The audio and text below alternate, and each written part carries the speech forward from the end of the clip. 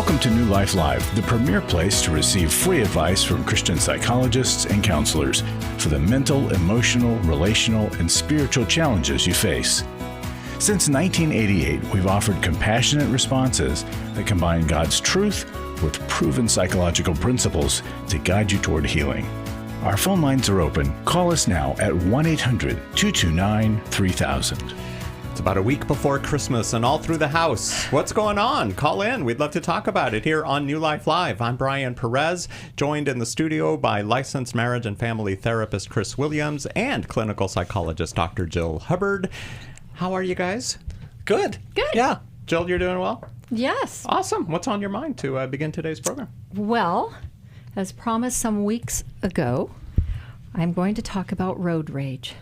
But I've also added, here's the cliffhanger. I'll put that in my back pocket for confessions with Chris in the future. Yes. Retail rage. And okay, yeah. And I thought I was very clever in coining that term, and apparently not. It's a real thing. So these are two incidents that this time of year, and here we are a week out when people are hearing this, where it increases the incidence of road rage and retail rage. Okay, so Chris, you're rubbing off on me a little bit. So the reason why I came up with this is one day I'm driving to work and I pull out and somebody races around me and flips me off. Whoa, okay. Yeah, hello. yeah. And I'm like, oh. Merry Christmas, Happy Holidays. Okay, what did I do? Okay, in all fairness, I was a little distracted, right? In my own head, on my way to work, thinking about the day. So I don't know. I was too slow. I cut someone off. I don't know. But it just seemed like the response was disproportionate. Disproportionate. Yes, yes. Which is kind of the definition of road rage. So when people act in aggressive ways that are disproportionate to the offense, it's road rage. Okay. There's something about being in our vehicles, as we all know, just like being on the internet where we feel invisible, we feel like we can hide. We are our vehicle, but not ourselves. And so we act out when we go to those primitive places, right? And we project onto the other drivers, you're an idiot, you know, all of the stuff that maybe we either have felt about ourselves or we are guarding against, we project out. And then feel entitled to treat people poorly. Well, this also happens, especially around the holidays. And as I've also mentioned before, my daughter's in retail management. So I get to hear all the lovely stories that contribute to why this is not her favorite time of year. Yes. Right? And people acting really rageful. And here's the thing. For especially the young people that she manages, if you are working retail at Christmas time, great job, but maybe it's because you have to. Yeah. And let's just maybe guess you're not wanting to be there most of the time. And then you get these customers that come in and, again, project all of their stress, their last-minute delay, all of that onto the employees. It kind of makes for disaster. So you have some blow-ups that often happen. And so here's the thing, you know, my daughter gives her people advice, and I think it's good for all of us, that to stay calm and act professional, right? To, even if you're personally attacked, to realize maybe it's not personal, to listen to another person's concern. So this means you have to have some self-control. Okay, and I'm hearing the music. So here's the thing. We're not going to be able to control other people. People are going to be stressed and they are going to act out. And this is associated with lots of other psychological factors. But it puts everyone at risk if we engage in that kind of behavior. So it's important to follow the golden rule, as we've learned in Matthew 6:31 and Luke 7:12. Do unto others as you would have them do unto you. I love that. We need to practice this time of year. Can I add something really quickly to that? Yes, I cut out a bunch. That's okay. Ahead. James 4:1. What causes fights and quarrels among you? Don't they come from your desires that battle within you? Yep, absolutely. Hey, we got to check our hearts this time of year, you know? For sure. Okay. So good luck out there. Yes, we've got some phone calls coming up here on New Life Live. Thanks so much for joining us today. We'll be back. Hello, everybody. It's Becky Brown, and I'm coming to you with an urgent need. If you've heard the callers on the show recently, you've heard the struggles that so many people are experiencing. There are many people that are in difficult relationships, difficult places in their lives.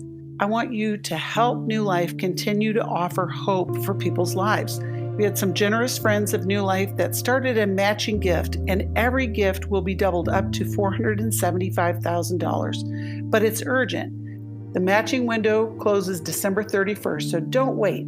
Every moment matters in recovery, healing, and restoration. Make your gift today by going to newlife.com, click on Donate, or text the word MATCH to 28950. You can also call us 1-800-NEW-LIFE. Together, we will bring hope and help to so many more people. And I want to say thank you in advance.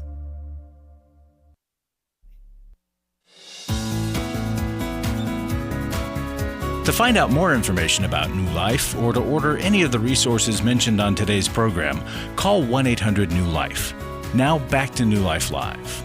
Let's begin our time on the phones with Gary in Washington, listening on KSOH. Welcome, Gary, to New Life Live. Gary? Hello. Hi. Welcome to the program. How can we help you today, Gary?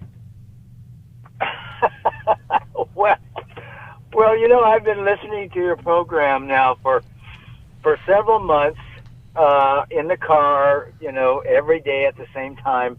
You guys are there, and I'm listening to the horrible, horrible problems that people have, and my heart just goes out.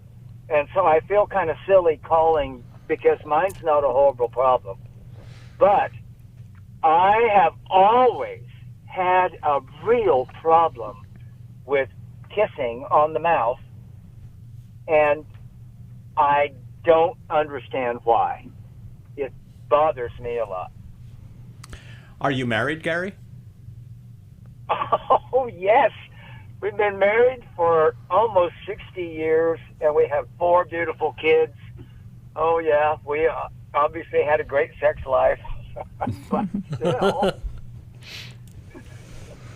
So, no, go ahead, Jill. Well, so who are we talking about mouth kissing? Because at a certain point, you don't really kiss your kids on the mouth. So it would just be your wife, I would think you're talking about. Yes, that's right. Okay. Did you guys kiss on the mouth at some point in time where it was enjoyable? Does this felt really affectionate? No. So really? for you, and so I'm going to take what you said, always a problem. So when we look at this, when something is a problem over a long period of time, and we look at it as something that for most people think is a normal thing, but it's not for you, then we look at its history. Does it have a backstory, right? So where did kissing become a problem for you? Well, I never kissed anybody on the mouth until I kissed my wife for the first time. Okay. Yeah, and that was, essentially when we were married. Okay, now the second question I have to that is I like to say it like this. We as human beings are meaning-making machines. We're making meaning out of all kinds of things. So I want to know, what is the meaning that you have made out of kissing on the mouth?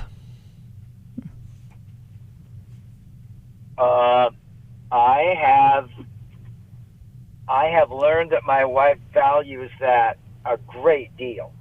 Okay, but what does it? Is that I'm just. But what does it when it's happening? One, what's it like for you, and what are you thinking? Like, what makes it an unpleasant experience for you?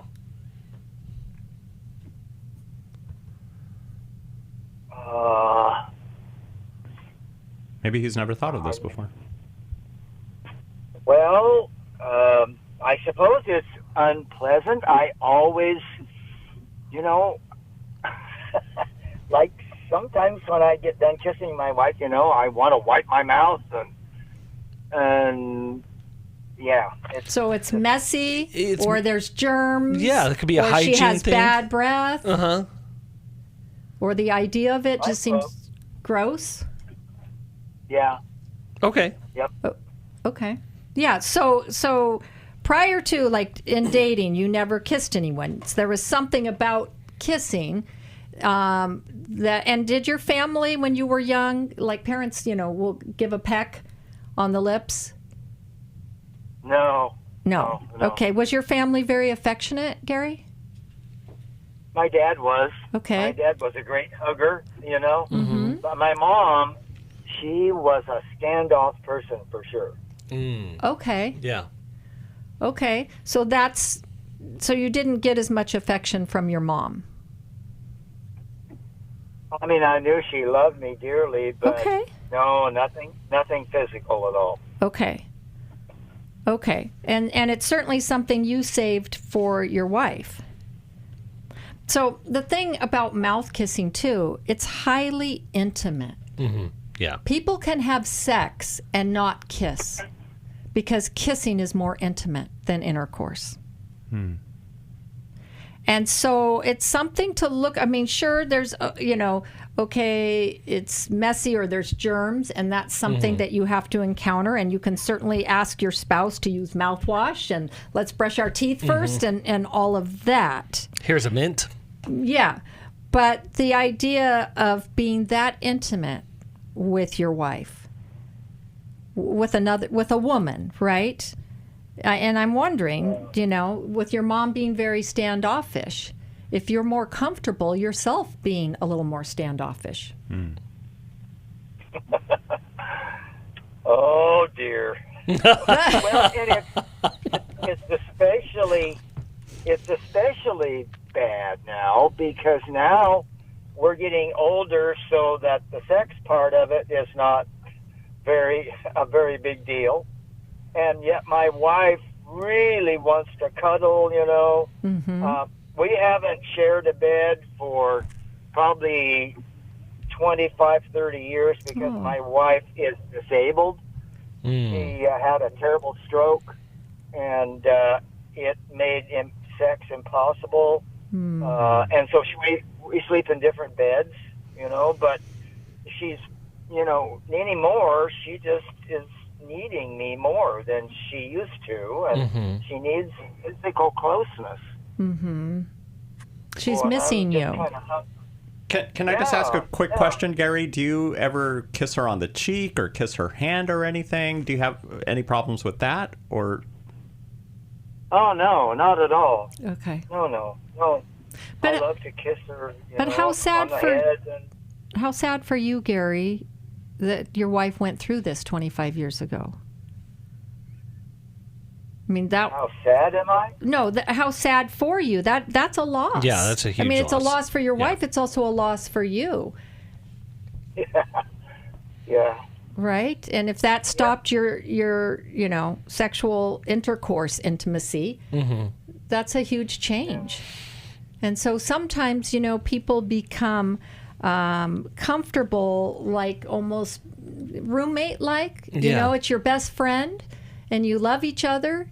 But sometimes those feelings just get put aside of wanting to be close, especially in all the caregiving. Yeah. Is it hard for you to look upon your wife romantically? That's so true. Yeah. That's so true. It just devastated our life. Absolutely, it did. I was a professional, teacher for almost 30 years, and it was just awesome. And this came along, and I couldn't teach anymore. And Wow. Yeah. It's like living in it. Yeah. Yeah. So, Gary, I'm so glad you called in. I love that you let off that your problem's not that big of a deal. It's a huge deal. It is, yeah. Because that thing, that strange thing that, oh man, I don't like mouth kissing, was actually opening up what Jill, you were able to expose was the loss, so many losses. Yeah. We're looking at the loss of intimacy in the marriage, but we're also, as you mentioned, there's loss of significant parts of your life, Gary, that you loved. Yeah. And when we lose those things without repair, our heart starts to shut down. And there's a very sneaky thing that happens in there. We know that you love your wife. We know that you don't want to resent your wife. But we also know that resentment sets in subtle, sneaky ways, like way underneath the surface. And it's so so the withholding of affection, or the barrier to not affection, even conscious. not even conscious, is this deeper sense that I'm still mad, I'm still frustrated, I'm still disappointed that my life, the life that I was living or dreamed of, has been taken from me. And Gary, you seem like such a good guy that you wouldn't ever want to blame your wife or God or anyone from that. But it doesn't take away from the lived experience of that great disappointment that you've had to live with all these years. And have you and your wife talked about your grief and all the losses, which would actually draw you closer? Because, see, I think your wife wants some reassurance that you still love and desire her, even though she's disabled. I mean, that would hit her self-esteem really hard. Well, you're right, you guys. I'm so aware of that. Yeah. You know, I'm so aware that she needs me more now than she ever has. Yeah. And Yeah. So, but it's a lot of giving on your part. So, Gary, I'm going to take a risk because I really think that I just get a sense of the deep, deep faith that you have. I believe I do believe that God has, even at your age, a newness ahead of you. But it's going to require some surrender and some grief. That what Jill is asking is like, hey, let's re-enter into being with your wife. Your heart desires to be there, but there's something that's blocking the way. And I think when we get into this surrender position, and the surrender position is really, God, I don't know what to do. I want to do this. It's sort of what Paul is doing in Romans chapter 7. The good I want to be a part of, I can't get to. The wrong that I don't want to be a part of is all over me. And I love that, it doesn't switch. It continues in chapter 8. There's no condemnation. God doesn't condemn that, but wants to enter into this newness. He talks about a mind surrendered to the spirit rather than surrendered to the flesh. And so we take these deeper looks at it and say, God, I am disappointed. I am heartbroken over what has been lost for my wife, what's been lost for me, what's been lost and I'm asking that you renew a new vision for us of life together and what it would look like. So you do the grieving.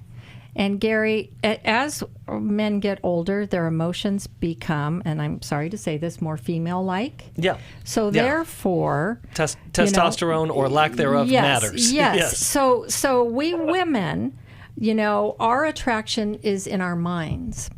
And so for men, as you get older, you have to start thinking loving thoughts about your wife. And changing your thinking and renewing your love and commitment to her every day. That you're choosing to love her. You're grieving what was lost. But parallel to that, you're choosing to love her and you're asking God to give you desire for your wife. yes. Okay? I think that's really important to start shifting in that way. There's also, Gary, there's a ministry that is called, I don't know if you've heard of it, Hope Heals.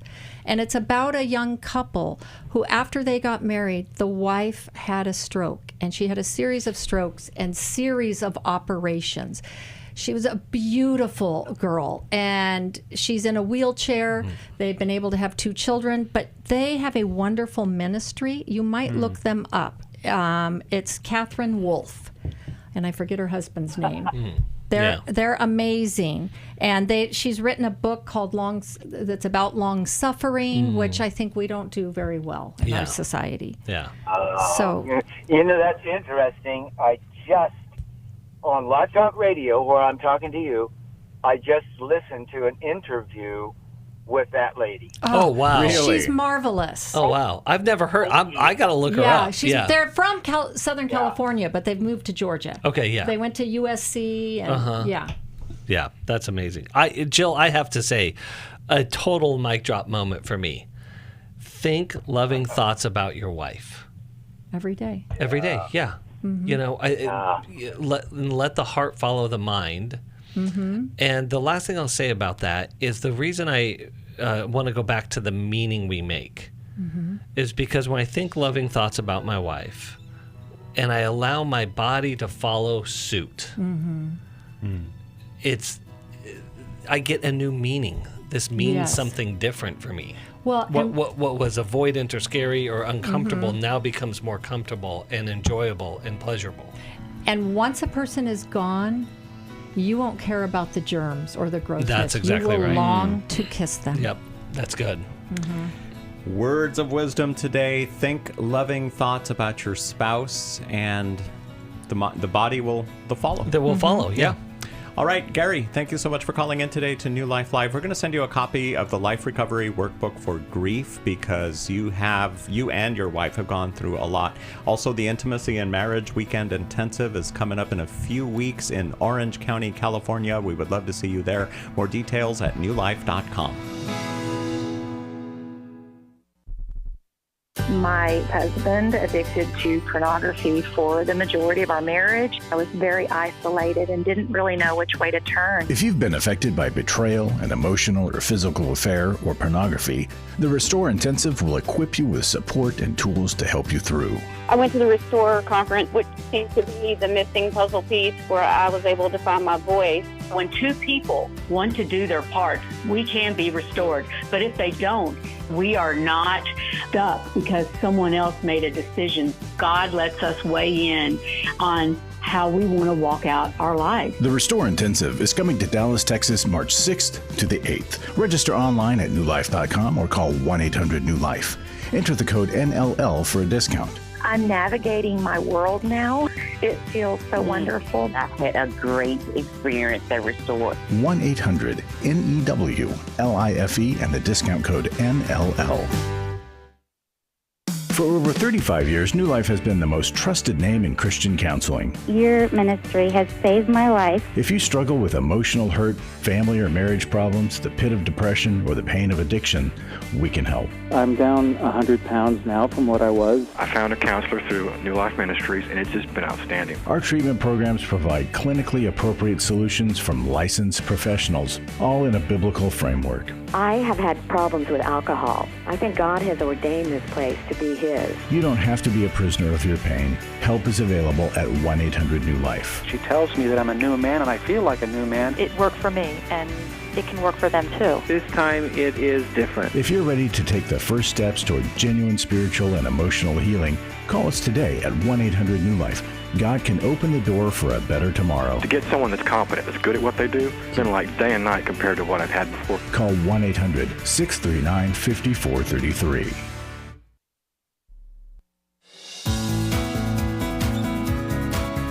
To find out more information about New Life or to order any of the resources mentioned on today's program, call 1-800-NEW-LIFE. Now back to New Life Live. We are in the middle of a matching gift challenge right now here at New Life Ministries. Up to $475,000 will be matched, and there are several ways you can give towards the match. You can go to our website, newlife.com/match, or you can call 1-800-NEW-LIFE, or you can text the word match to 28950, or hey, you can even mail a check. We've got a P.O. box here in Southern California that you can mail that check to, and that's what somebody did recently. They sent us a check and a note as to why they sent us a donation. So let me read this. It's, Dear Sir, early last June, our son attended one of your Every Man's Battle workshops. At the time, he had been unemployed too long and his marriage was in a serious state. We were in their home on Thanksgiving Day for dinner. What a transformation our son had made. He told us that he's attending support groups. It was obvious that he had made a significant effort to improve his marriage. As parents, we can't thank you enough for your ministry. Please use this check for a scholarship for someone who wants it, or reimburse the scholarship which our son was generously given. Wow. That is amazing. That's incredible. So, so this young man, we don't know anybody's name, but doesn't matter. He knew that he needed to get help for his marriage, so he went to Every Man's Battle. Other people are noticing. His parents come over for Thanksgiving, and they can see the change. And in this young man's case, it was thanks to a scholarship that you generously provided. And now this young man is doing the work with the support groups, and that's also a plus. You don't just go to every man's battle, but also the support groups. It's so essential, Brian, because like when you go to the workshop, it is such a powerful experience. I liken it to this. You walk through a doorway, and it's scary and terrifying at first. Let's call it out for what it is. And it takes a lot of courage, or at least a little courage. It's something. It takes whatever it takes to get through that door, get through the door. But once you experience it, you're going to go back home. And you're going to go back to the environment in which you were in. And so you need to keep going back through the door over and over and over again. Because you may have this great cathartic experience in the workshop that is absolutely necessary. But transformation is hard-earned over time. That's where, when guys get involved in the follow-up program, Sustained Victory, and part of those groups and accountability and strengthen that. I just had this conversation, in fact, yesterday with a client who went to Every Man's Battle, is doing the work, and is making great progress. He's 2 years in, and we were talking about, is he ready to go to every other week rather than every week? And was like, yes, you are. And part of that is like, you've now lived in this new land. You've stayed through the door on the other side long enough. Now it's a part of who you are. Yeah. But he also knows that how easy it is. He says, I spent 4 decades in sexual acting out. Now I only have 2 years of recovery. Right. Yeah. Right. So I just mention all that because it just takes time, and it takes consistent follow-up and efforts and support. Well, and it takes family members that much time, too, to realize, okay, the change is really sticking. Yeah. Yep.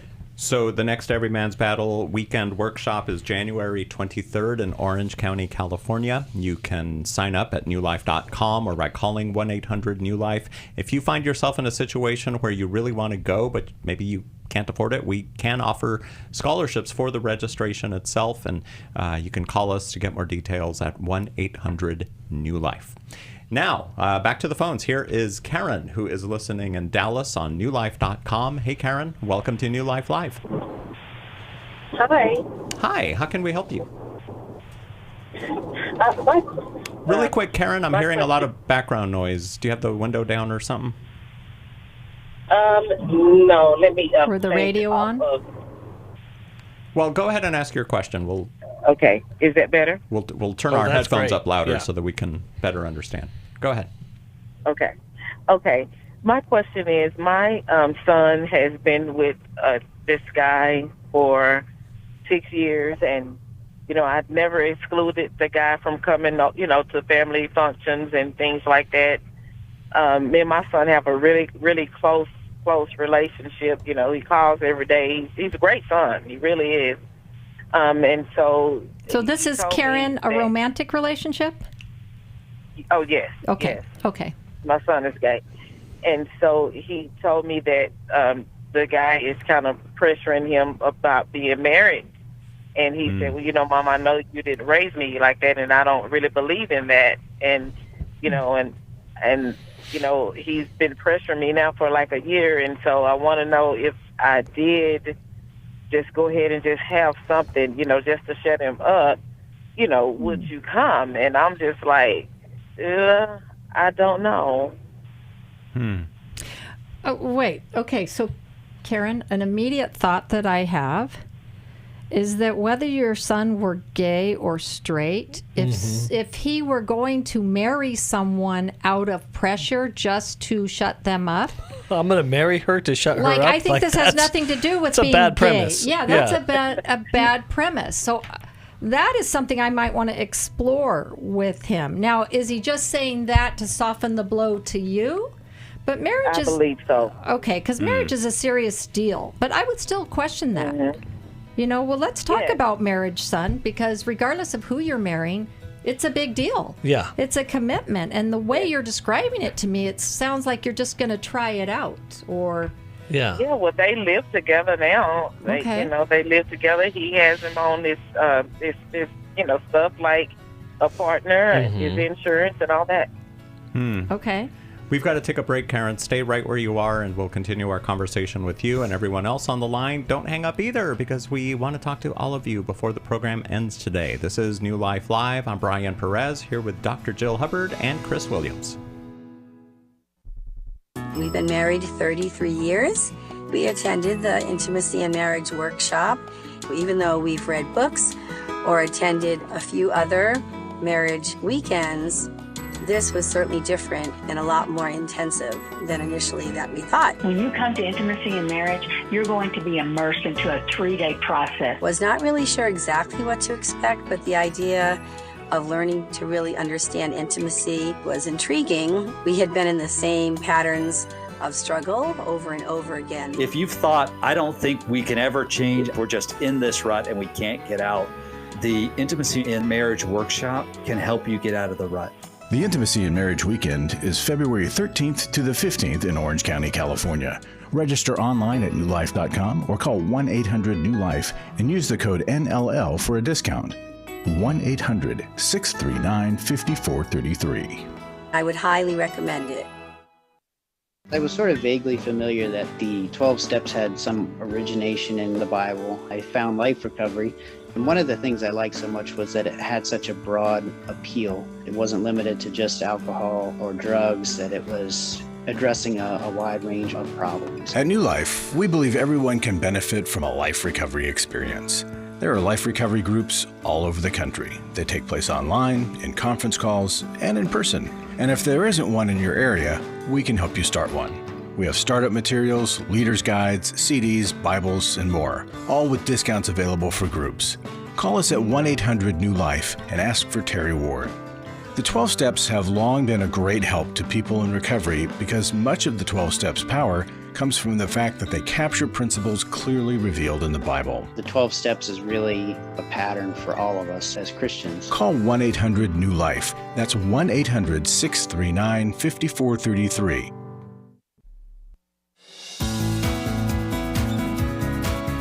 To find out more information about New Life or to order any of the resources mentioned on today's program, call 1-800-NEW-LIFE. Now back to New Life Live. Karen, are you still with us? Yes. All right. So go ahead, Jeff. Okay, so I have some thoughts, and Chris has some thoughts too. So, Karen, so again, focusing on marriage and the commitment of that. And I'm glad you said you have a good relationship with him, because that gives you a little more liberty to kind of explore things. Because, and you know, you've already accepted him in a sense of you are in relationship with him and his partner. Okay, so your son is also saying, you know, I don't, you know, I wasn't raised this way. I don't know that I believe in that. So again, I might ask him, are you saying that, son, for my benefit? Because we've really passed that long ago. Like, why is that coming up now? Because I'm assuming, Karen, he was also raised not to live with someone that he's romantically involved with or to pursue a gay lifestyle.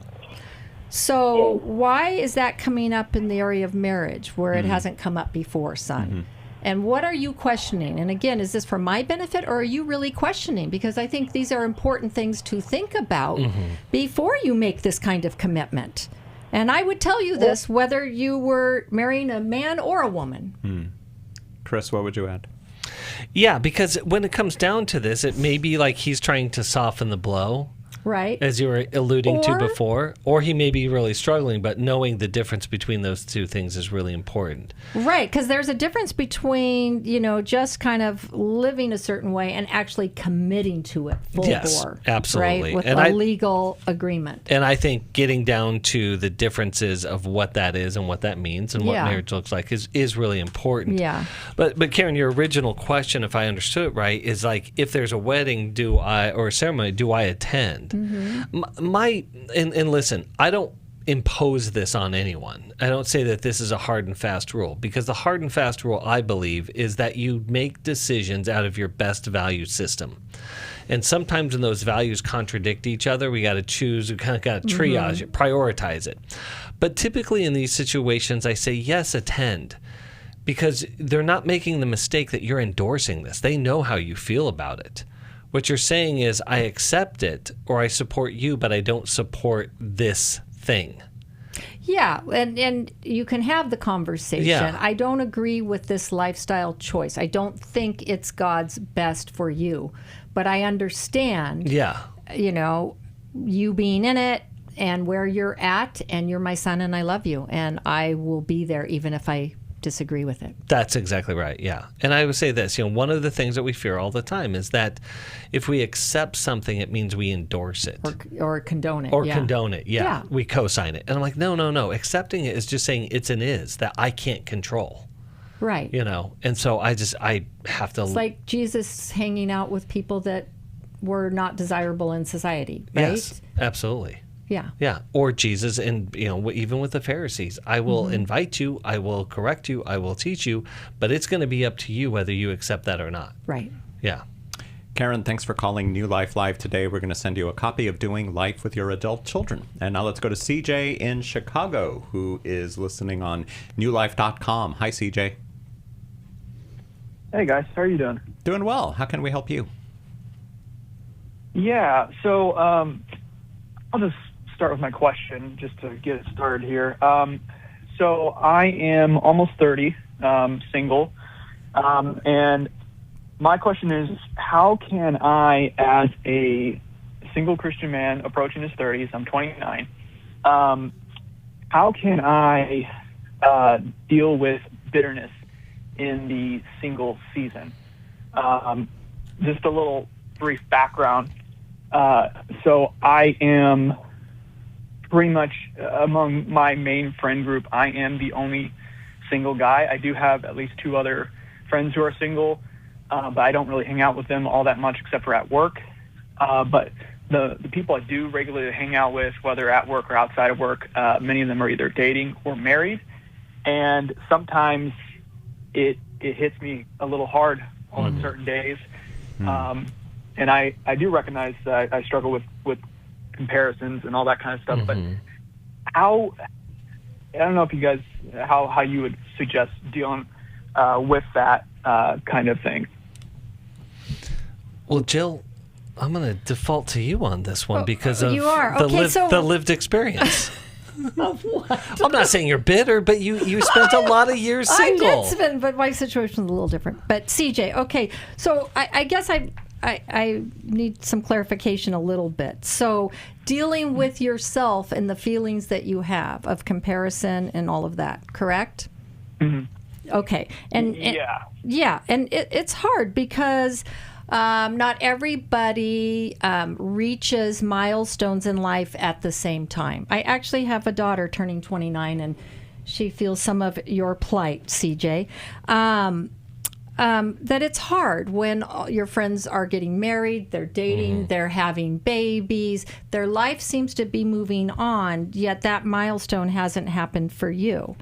And so one of the things is to remind yourself that God hasn't forgotten you, that we don't all, mature and have these things at the same time. And it doesn't mean that there isn't hope. So the more you focus on what you're lacking, I think the farther behind you get. And so to look at how are you preparing yourself for what the desires of your heart are. So what are you doing to pursue and to make yourself ready for the future Mrs. Right? Right now I'm going through therapy. Okay, good. For certain things, because I was in a relationship a few months ago, but ended it due to my struggles with anxiety and different things. And so, so doing that work, I am listening and reading different books about attachment style and all that kind of stuff.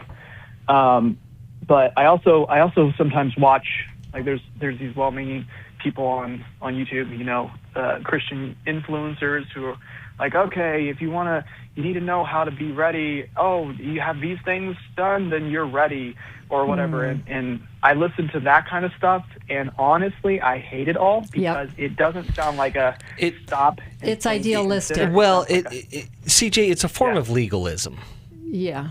You know, it puts standards on people, arbitrary standards on people, as a must and have to. So, you know, what Jesus confronts the Pharisees, you are putting burdens on people that you are unwilling to lift yourself. And most of that advice, I hate to say it, is arbitrary and superficial. It typically doesn't get to the heart of issues. Well, I think the thing that some of it is trying to do is elevate people's standards, because I think for so long people would settle, or as Steve used to say, slide into marriage, right? So I think it's done that, but then I agree with you. It becomes very idealistic, and no guy or girl is going to match that. Yeah, ever. well, and Brian and I were talking earlier. It's like there's this message out there. It's like, well, yes, let's go ahead and get married young and have a bunch of children. And I'm like, okay, what problem does that solve? And what problem does it create?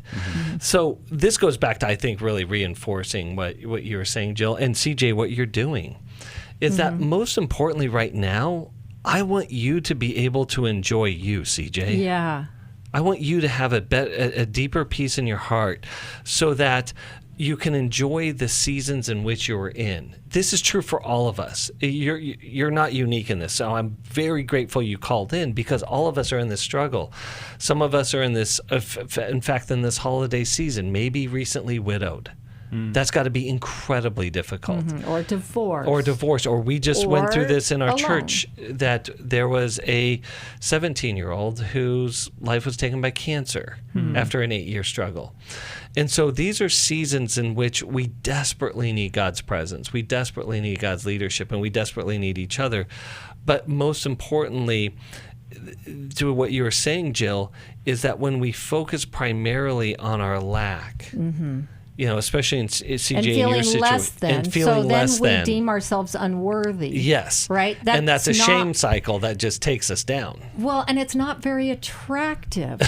Well, there's that part too, It doesn't draw people to you or females to you. Yeah. Right? Having a little bit of that confidence that says, okay, I am worthy because I'm worthy in the Lord. I'm gonna share a quick story, Okay, hopefully quick. really quickly. So I was in college. I had this friend. I didn't think that he was a very attractive guy, but man, the girls did flock to him. And he said this to me. I know a girl like that too, and it's like, what? He said this to me. He said, Chris, I have something you don't. And he says, I have different pheromones. He says, my pheromones are confidence. Yours are insecurity. That's why they're attracted to me. He was so right. Right? Yeah. Absolutely. Yeah. Yeah. Confidence. And that's being at peace with ourselves, enjoying ourselves, having confidence in the Lord. So the therapy, CJ, and working through your anxiety, and Chris, as you always say, the not enoughism is really important. Yeah. So essentially important, yeah. CJ, stay on the line. We want to send you something from the newlife.com store just for calling in today on New Life Live. And King, we're going to talk to you next. Hi, I'm Dr. John Townsend. The new year is a perfect time to move from intention to action. If you felt a nudge to deepen your leadership, your counseling, or coaching skill set, the Townsend Institute at Concordia University, Irvine can help you move forward. We offer accredited online degree programs in counseling, leadership, executive coaching, and consulting, from certificates to master's to PhD programs. Classes for spring 2026 begin in February with flexible online options designed for busy professionals. If growth is on your list for the year ahead, take a next step today. Sign up for our online information night, Townsend Institute Live, on Wednesday, January 14th. You'll interact directly with our faculty, our staff, and our alumni. You'll get your questions answered, and we'll waive your application fee for attending. So learn more and register at cui.edu/Townsend. I hope to meet you soon. God bless. Do you need help for life's hard situations? My husband recently said he wanted a divorce. I'm confused on what I should do. I have an eating disorder. New Life Live answers your questions on relationships, grief, addiction, trauma, anxiety, and much more, all from a biblical perspective with our panel of professional counselors and psychologists. I learn a lot from your program. You help so many people. I appreciate your ministry. Whether you listen or watch, there are so many ways to connect with us to ask our panel of counselors a question. Call us Monday through Wednesday at 1 p.m. Eastern, 10 a.m. Pacific at 1-800-229-3000 to ask your question on New Life Live. or go to newlife.com/radio for other ways to get your question answered. I'm trying to find help. I just want to know how to set boundaries. If it's a sin, what am I supposed to do? Need a therapist or a coach, a resource or an intensive? Call us at 1-800-NEW-LIFE. That's 1-800-639-5433. 1-800-NEW-LIFE.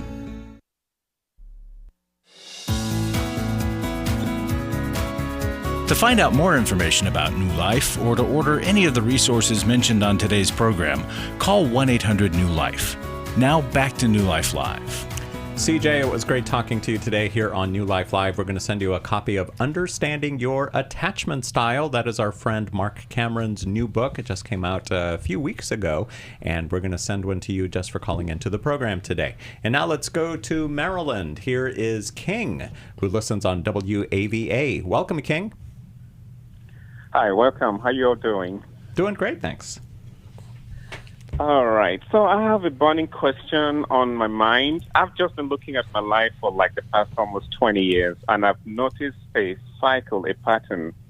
I find myself gravitating towards women that it turns out that I am trying to fix them, or they need fixing, or they're broken inside.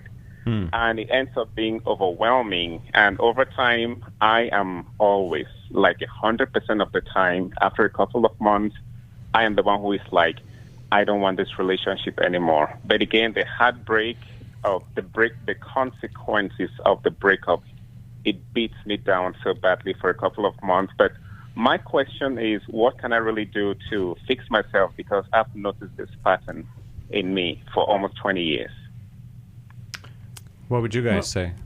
So I would start with this. I'm like, what did you need to fix in Mom that you're unable to? So it was, for lack of a better word, it was a pattern of emotional dependency, financial dependency, and all of those things. It felt good for a start because I consider myself a giver. I find fulfillment in giving in relationships. But after a couple of months, it feels so one-sided. It feels... So this is with the women? Yes. Women. Okay, so did you hear Chris's question? Oh, I'm sorry. Maybe I missed the question. About what you needed to fix in your mom. Oh, in my mom? Yes. Maybe I don't understand the question because I was referring to women. Yes, we understand that. Romantic relationships. Absolutely. Yeah. So what I'm saying is you're in a relational pattern, and that pattern is painful. Yeah. And so that pattern isn't something that like you're like, hey, this is a good idea to be in relationship with a person who can't reciprocate care and kindness. So you're a smart guy. That means you learned how to do this relationship a long time ago. Yeah. And I'm asking, where did you learn how to do this relationship where women are needy people that you're responsible to fix? And that's what I'm just curious. The damsel in distress, the wounded bird. Yeah. Because part of it, there's really two directions we can go here, King. One is there's a parent figure in your life that you needed to care for to be okay. The other thing is there is something broken inside of me I'm trying to fix through another person. How was your relationship with your mom, King? So from what you're saying, maybe the latter sounds more reasonable because because for my relationship with my mom, it was great. She's of late now, but I would consider her like one of the best friends I had. Okay. Yes, I did take care of her, but that was when she suffered from a terminal illness a couple of years ago. But this is way after my experiences with trying to fix people. Okay. And what about your dad? My dad was a very reserved man. Yes. So I can talk more about my relationship with my mom than with my dad. We had a good relationship, but as an adult, what I can say is I'm not one of those adults who can say that, oh, I remember when I was 10, my dad taught me this. I remember when I was 20. Yes, most of those things were taught to me by people over the years. And if I look at growing up, like mentors, I can see 1, 2, or 3 female mentors who kind of held my hand, and then some other adults later on. Yeah. In terms of examples, I'm one of those guys who highly referred to my dad, that he taught me this or taught me that. For sure. But let's do this for time's sake, because the second one seemed to resonate. And so typically what happens is that we find, and I say we because I have this pleaser rescuer energy inside of me, probably why I'm a therapist, to be honest, is that I see someone in trouble, and my value in the world is I can help them. And so what happens is that my value as a human being becomes dependent upon rescuing the other person. That's also where we can end up falling into this dangerous trap, is that I have no value if there's not a rescuer. So therefore, I'm not attracted to a person who can stand on their own 2 feet, who can actually reciprocate care and kindness. A competent woman. A competent woman, because therefore I would not have value there. Well, and it also ties into wanting to be a protector, right? Sure, Naturally, yep. You know, that's innate in a lot of men, is to be that protector. But there are also women that are competent that would enjoy your protection. And care and have more mutuality. Well, and I think it's also getting what you're doing right now, King, is a great example of like, hey, there's something off inside of me, and I want to explore that. So when we come to the humility of understanding that, like, hey, I'm a person who has needs too, because a healthy relationship will have reciprocity. Now, it won't always look the same because they're 2 different people. And so what I would really challenge you to do is, 1, go and find out how to find value without rescuing a person, know your own inherent value. But I would also really encourage you to be attracted to competency, not desperation. Yeah. Right. And just because you can rescue someone doesn't mean you should. Right? And if you are jumping in and, doing like over functioning in relationships, you are going to get needy people that end up being takers. And they will be attracted to you, by the way. Yes, they will, to be attracted to that strength. So it's like you have to back off and not do all of the work. Let them meet you halfway. Yeah, which has kind of been the pattern of me doing all the work. And I've noticed a few situations. The moment I step back, the relationship dies. Okay, yes. I always get this compliment, oh, you are a double adult, you are this, where have you been all my life that no other lady saw you but me? Then, boom, I'm the giver, there's no reciprocation, and then it's right. Well, I want you to become very familiar with something called the Cartman Triangle or the Drama Triangle. I like to refer to it as the Bermuda Triangle of relational death because no healthy relationship comes out alive. And it's really 3 positions. There is a victim, there is a persecutor, and then there is a rescuer. So the strongest person or the strongest entity in that triangle is the victim, because they're the ones who ascribe the roles. So if I'm in a victim state, it means that I am looking for someone to take care of me in a way that will take responsibility for my life where I don't have to. And so I'm in the lookout for a rescuer, and I'm looking for rescuer energy, but I'm also looking for a persecutor. I'm looking for a reason. Now, the trap is this. The rescuer comes in, they're the good person, and they do all the good things. But when they stop rescuing, the victim immediately ascribes them in the persecution role. So now you're you're the bad guy. So the victim state, or that victim kind of energy inside of a person, wants also to be rescued on their own terms, not anyone else's. So it's a real strong controlling mechanism. So what I want you to be able to do is find a person who has more healthy, creative energy, who can stand on their own 2 feet, who doesn't need a rescue, but does want a companion. We're going to send you a copy of Mark Cameron's Understanding Your Attachment Style from the newlife.com store, and that's all the time we have on today's episode. Join us again tomorrow. Dr. Jill Hubbard will be on with us again, and so will New Life President Becky Brown. Thanks for listening. We hope this program has helped you by giving you insights for handling the challenges you face in your life. We want you to know that we're here for you, but you also need to know that New Life Live is a listener-supported ministry.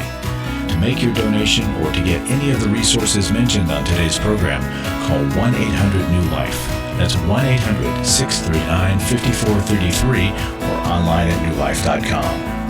Please join us again tomorrow for New Life Live.